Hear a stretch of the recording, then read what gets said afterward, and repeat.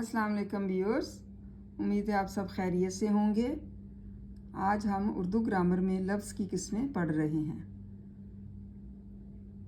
लफ्ज़ की जो तारीख जो है पिछली वीडियो में मैंने आपको बता दी थी। अब लफ्ज़ की किस्में पढ़ते हैं। कलमा। अल्फाज हमेशा दो तरह के होते हैं, एक बामायनी होते हैं और दूसरे बेमायनी। मतलब अल्फाज जो है हमेशा दो तरह के होते हैं, एक का कुछ ना कुछ मकसद निकलता है और दूसरे का कोई मकसद नहीं होता। बामायनी लफ्ज़ को कलमा कहते हैं। मिसाल के तौर पर चाय, सच, बात, रोटी, ये तमाम अल्फाज बामायनी हैं। मतलब ये ऐसे अल्फाज हैं जिनका कुछ ना कुछ मतलब निकलता है और ये कलमा कहलाते हैं।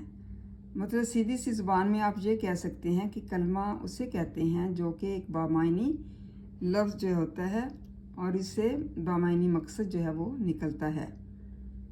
मिसाल के तौर पर चाय एक बामायनी लफ्ज़ है, चाय दुनिया में पी जाती है।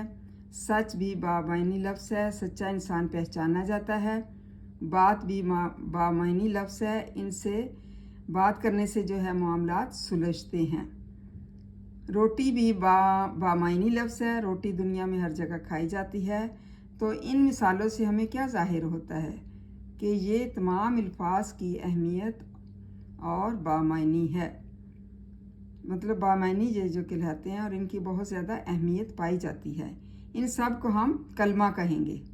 मतलब ये सब जो है लफ्ज़ की किस्मों में ये कलमा कहलाती है। उम्मीद है व्यूअर्स आपको समझ आ चुकी होगी। Thank you so much and जज़ाकल्लाह खैर।